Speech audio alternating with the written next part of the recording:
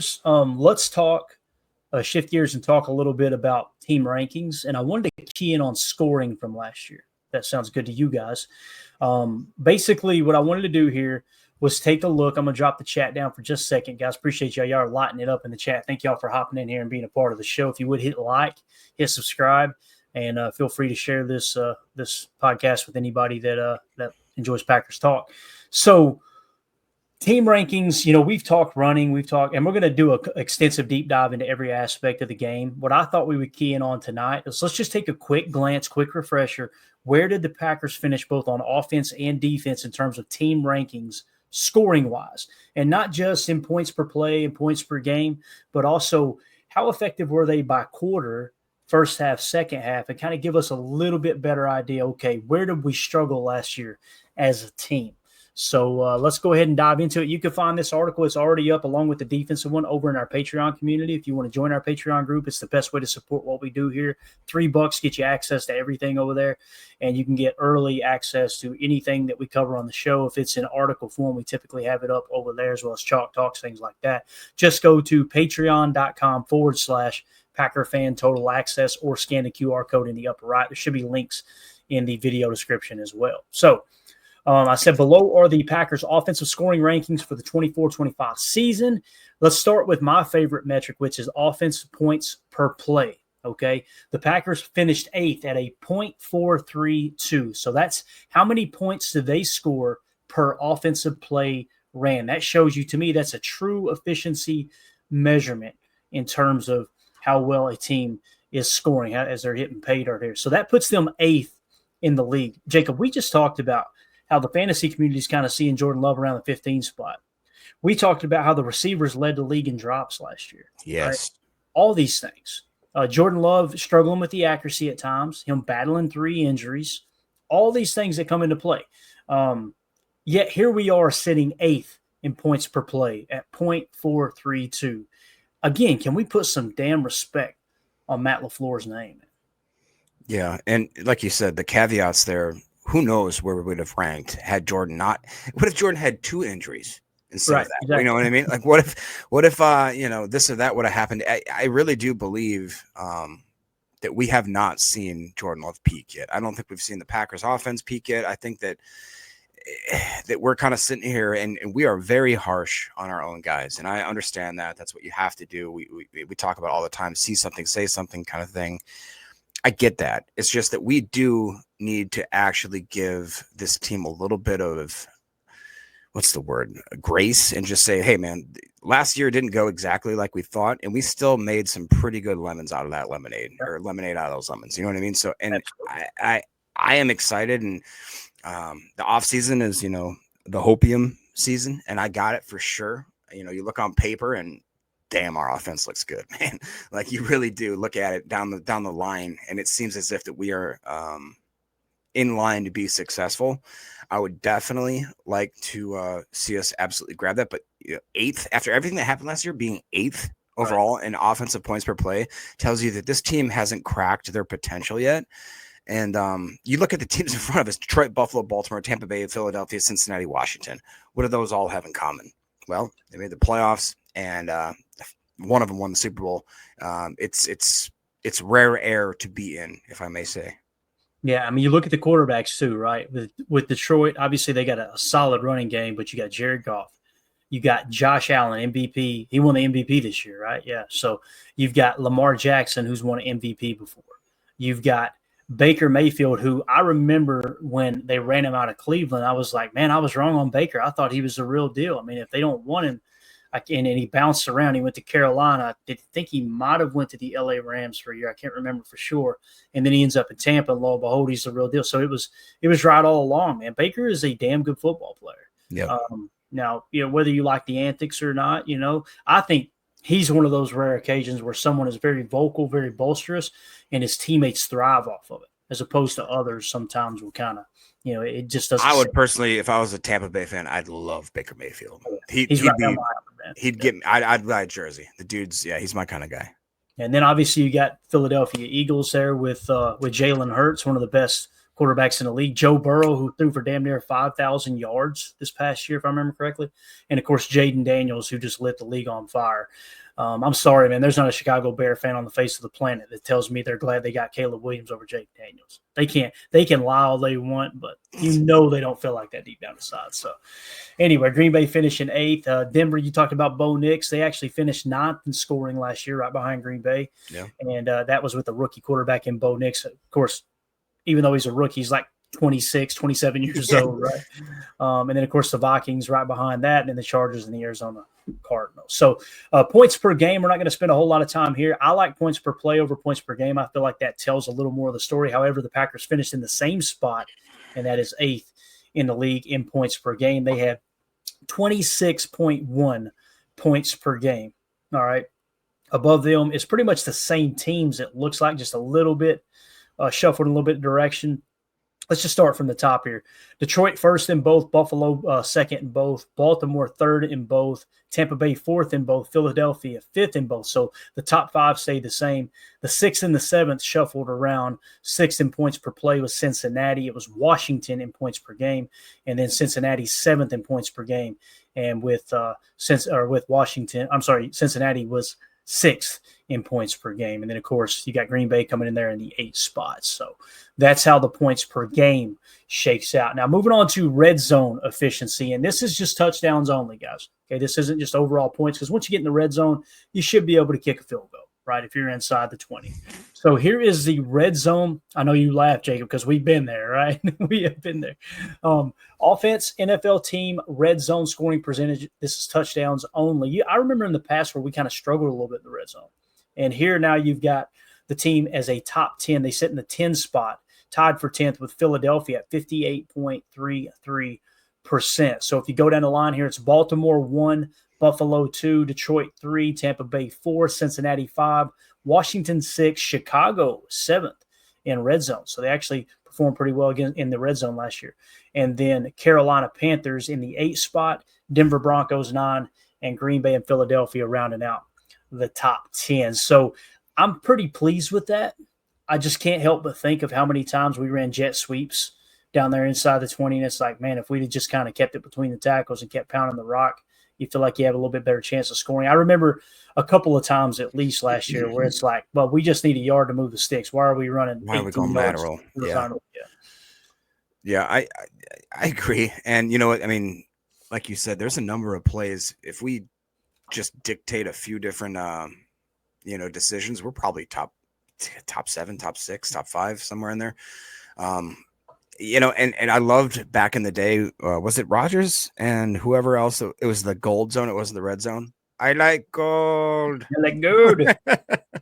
I almost kind of want to bring that back in a way of like, certain things like that emphasis is, hey, we're a type of team that when we're in the 20, we are going to score. And if we don't, we are very disappointed. Like I want it to be as if it's automatic. And if not, like I want that floor to be, we at least get 3. If we don't, like, we're absolute failures, like failure. And I want that to be, there you go, everyone's favorite OC, Mr. Hackett's cold zone. I want that to bring back the standard. I think so, right? I mean, and a lot of people get him crap because, he went over to wherever. Did he go to the Bears? Where did he go to? Jets, right? Jets, that's right. Yeah. And absolutely pooped the bed, but whatever. Certain people are good in certain situations, and then when you throw them out of water and let them, sink or swim, it's not the same dynamic,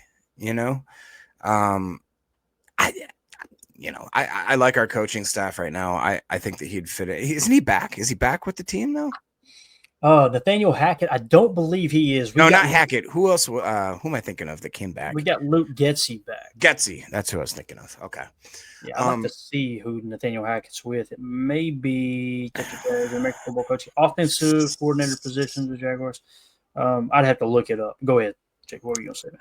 I think maybe he's with St. Kate's School for the Blind. I don't know. It is interesting, though, looking at the offensive NFL red zone scoring percentage, touchdowns only, because if you look at Chicago's at 7th. I mean, that kind of surprised me a little bit there. Carolina's at 8th. It's a different type of metric when you get into that red zone there. Hey, coaches in the chat love that. Anders Carlson would beg to differ, he said. Man, you ain't kidding.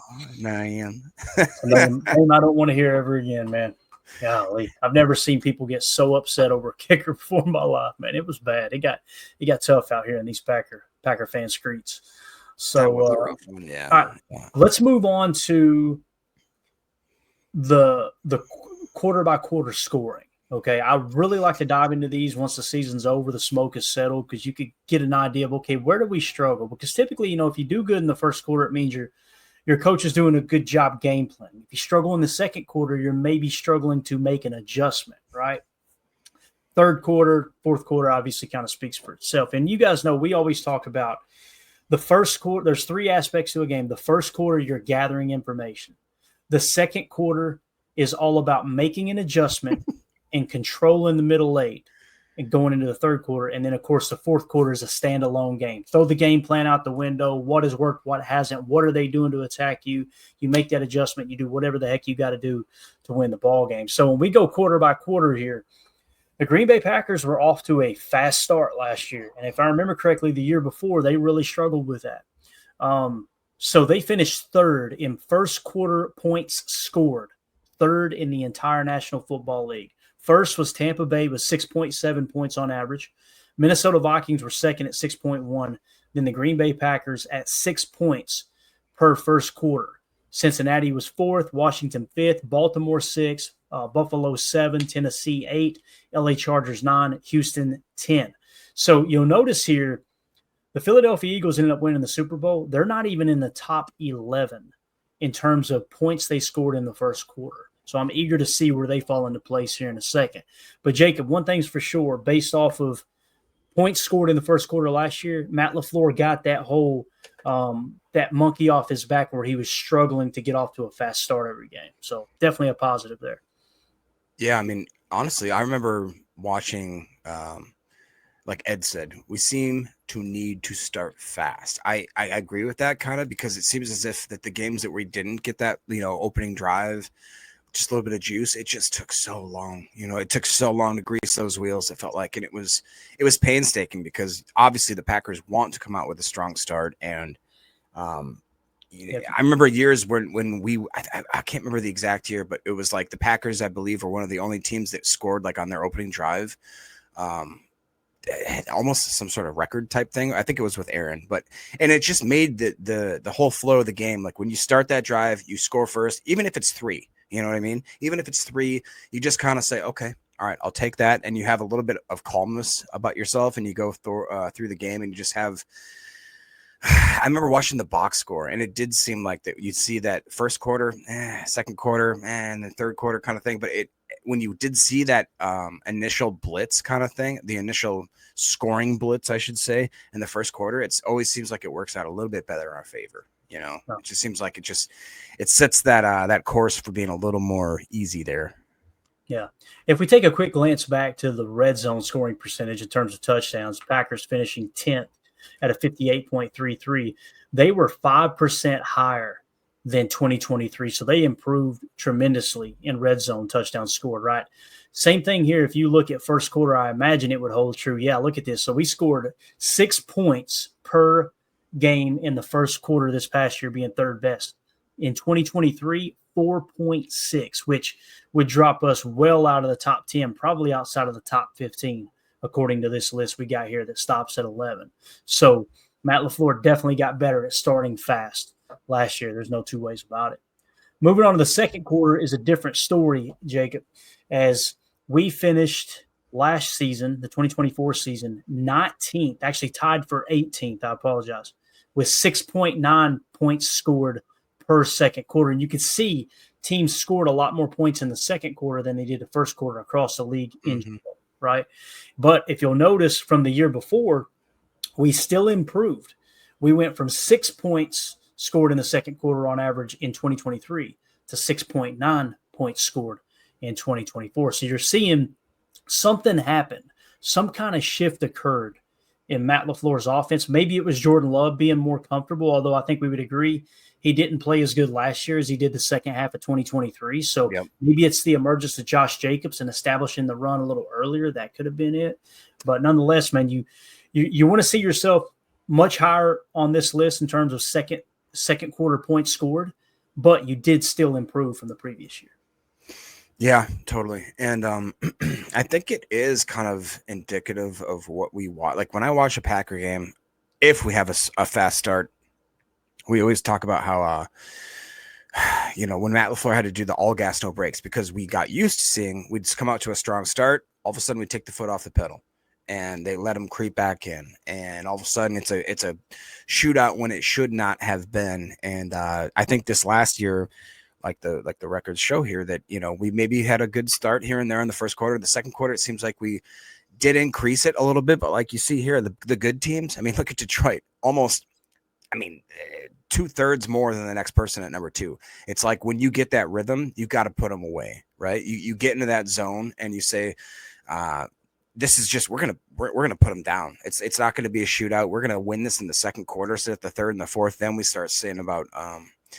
I wouldn't say sitting our starters or anything like that, but we're definitely coasting. Like we want to put you away in the first half. That's the type of football that I think Green Bay needs to get back to, where it's complete domination for 2, 3, 3.5 quarters, and then take the foot off the brake or the foot off the gas if that's what you need to do for whatever reason. But it's a interesting metric because again, you look around where you are. You're sandwiched in between Carolina and Pittsburgh.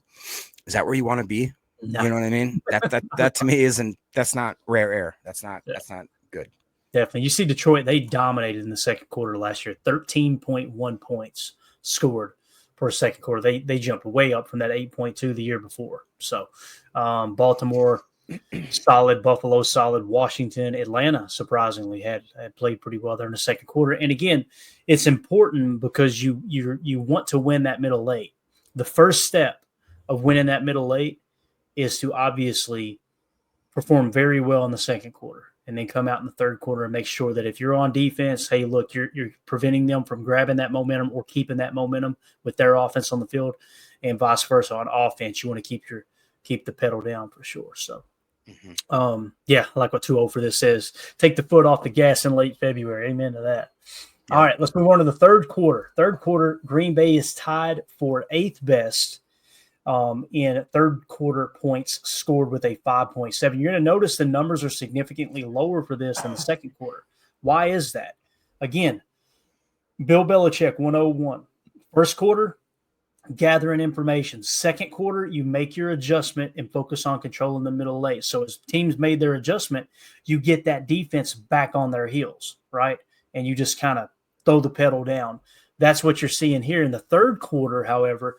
This is where it gets really strange because let's say the first quarter you go out, you're gathering information, you perform better in the second quarter. Let's say that's the case here, And then when you get into the third quarter, those teams are making second half adjustments for you, right? They're making adjustments. Okay, here's what they're doing. Let's stop them. That's typically why teams bog back down in the third quarter.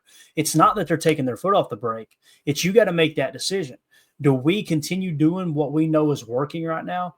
Or do we look to make an adjustment knowing they're going to make an adjustment? And sometimes you can outsmart yourself. You can see ghosts out there, as most coaches say. So really, really cool, though, that Green Bay finished 8th here at 5.7 points per third quarter. Tampa Bay was tied with them in that spot. Right above them in the 7th spot was the Philadelphia Eagles and the Pittsburgh Steelers at 6.3. And then you had Cincinnati and Minnesota tied for 4th with 6.6. Baltimore in the 3 spot, 7.4. And then Buffalo in the number 2 spot at 8.1. And then, of course, once again, leading the way, the Detroit Lions with 8.8 points scored. And that's a huge jump for 2023. Now, when you look at Green Bay and what they did, they actually took a step back last year from the previous year in terms of third quarter points scored. And again, I don't think it's a coincidence that their numbers went way up in the second quarter last year. And then they went down, or they went way up in the first quarter for sure, first half in general, and then they go down in the third quarter. Because, again, when you're having success, the defense adjusts, and that's typically why you get the seesaw effect. So, yeah, I mean, that Packers team in 2023 was interesting. I remember going in out of halftime and being like, we got this. Like, you know what I mean? Like, we were just – it seemed like we came out and we were just ready to score some points. And it is interesting to think about how the dynamic of that works. Whereas if you start the game off kind of strong, the defense makes adjustments. Like you said, you go into halftime, all of a sudden everybody has the schematics. They're making in-game adjustments. I would really like us to harness that again and just be able to come out of.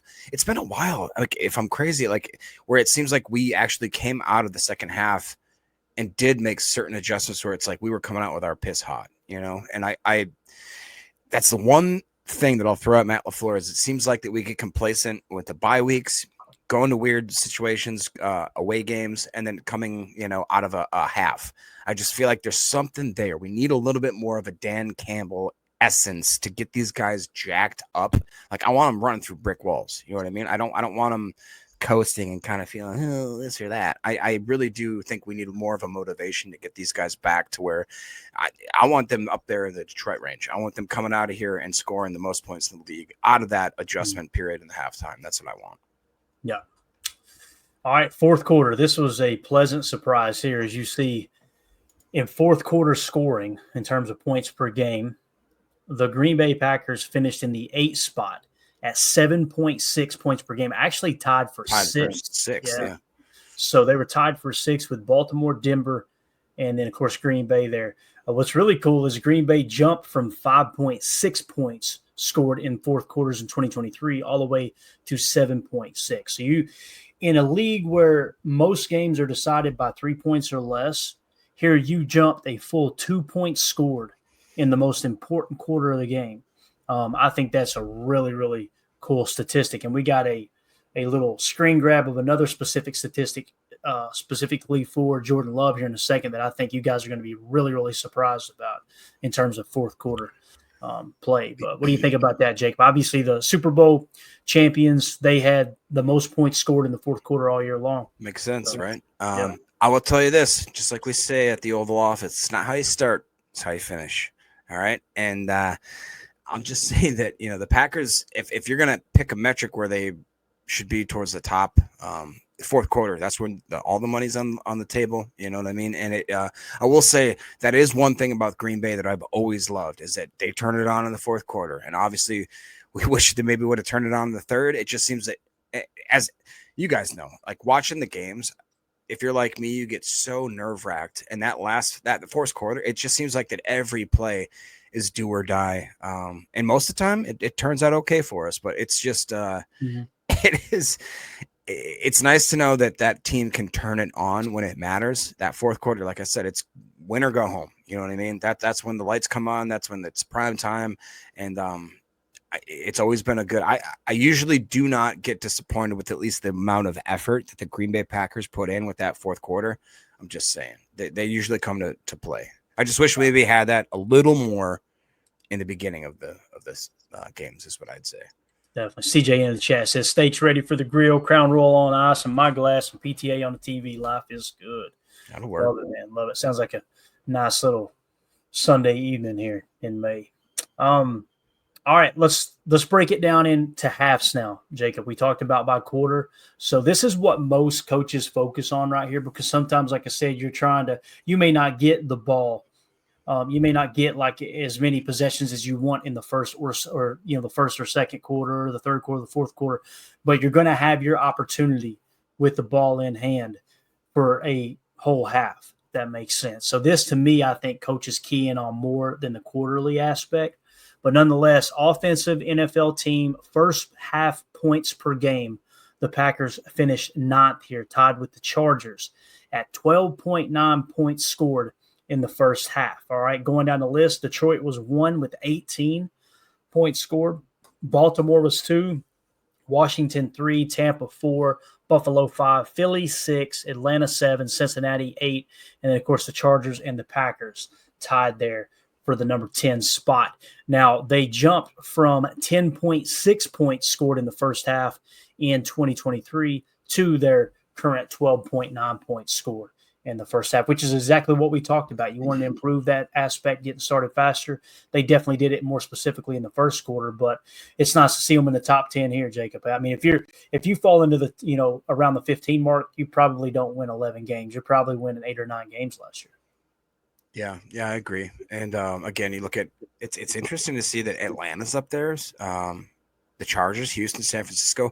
It does show that certain teams can start hot and then absolutely just flash out. I think it's consistent that Green Bay is correct me if I'm wrong, but we're consistently in this metrics like top 8, top 10. It seems like almost we're consistently inconsistent, if that makes sense, where it's like we're kind of just hanging around that 8 to 10 range, which isn't bad, isn't great, but it's like that's what we need to take the step into being a team like the Detroit, Baltimore, people that are going to really be contenders. And the first half is definitely something. I know Clayton loves the middle 8.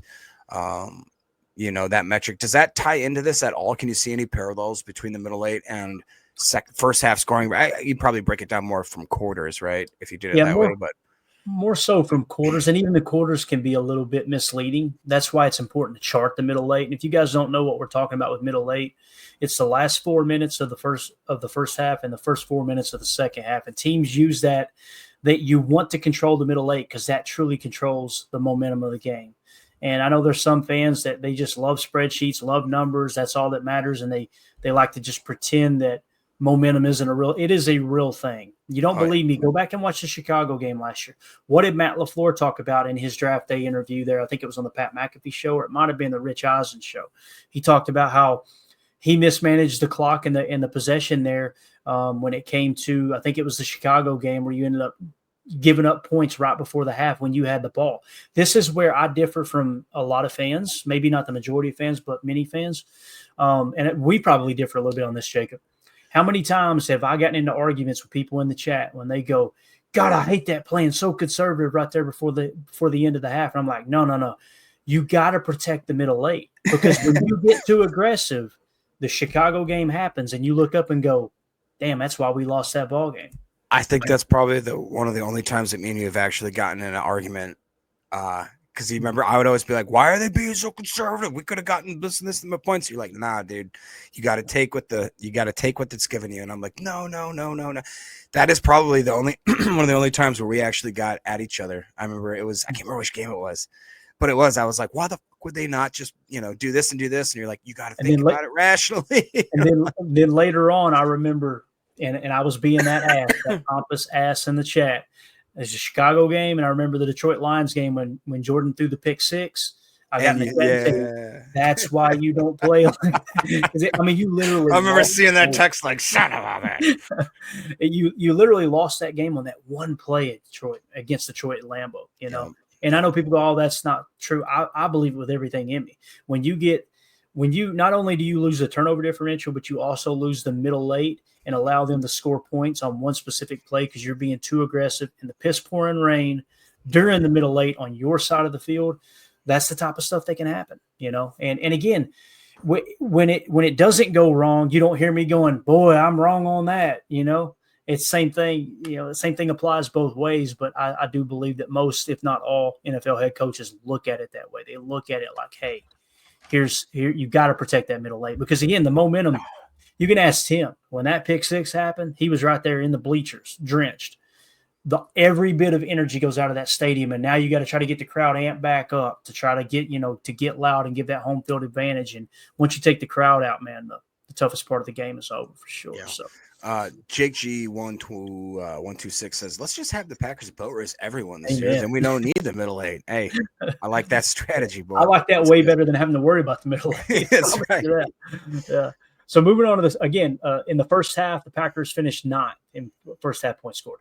In the second half, they finished 8th, and they scored 13.2 points in the second half. So even though we would all agree that they got off to a better start this year in the first half compared to 2023, where they were 10.6 points and they jumped all the way to 12.9, in 2024, they actually stayed exactly the same, which is impressive. When you can improve the first half scoring and then stay in the same spot in the second half and it not kind of hinder you on kind of, using up your entire clip there in the first half. Also, Clay, look at that number. Who else is better than us in the back half of the year in 2023?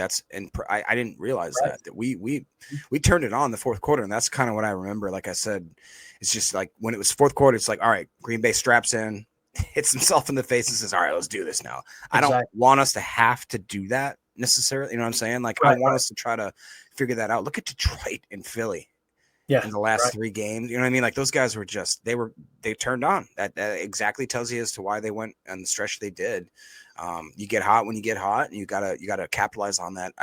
Man, the Packers are right there though, dude. You know what I mean? Like they are just if certain things would have tweaked just a little bit in either direction, this team could have been absolute studs. Jacob, they were a legit top 10 offense. I would argue they're borderline top 3, maybe top 5, possibly top 3 in certain aspects, like running the ball.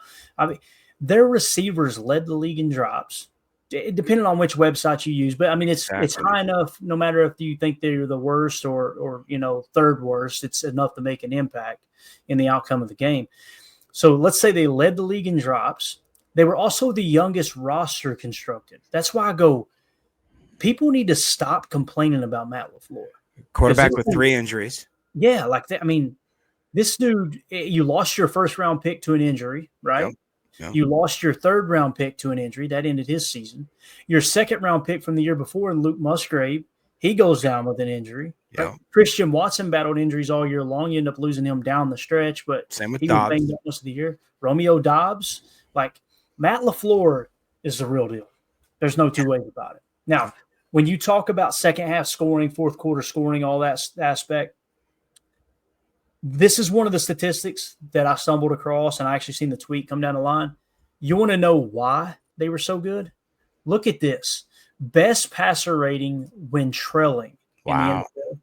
Jordan Love had the 3rd highest passer rating at 104.3 when his team was losing. So again, there's 2 ways you can look at this. Only above him was Joe Burrow, who was just lights out at 120.3, Lamar Jackson at 107.0. Then you got Jordan Love.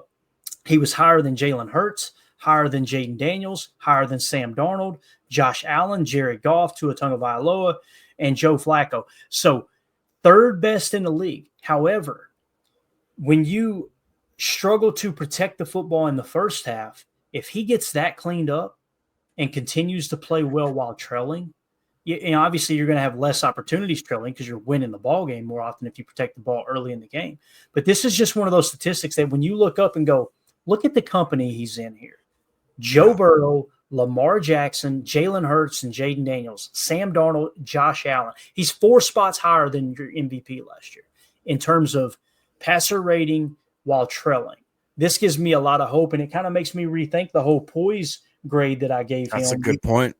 We both gave him a 5 the other night. Emilio gave him a 6. I think Emilio was probably a little closer to correct there in terms of this. So, I mean, if you wanted to, that's a great metric. Joe Burrow, though, my God, 120.3. Oh, yeah, that's crazy.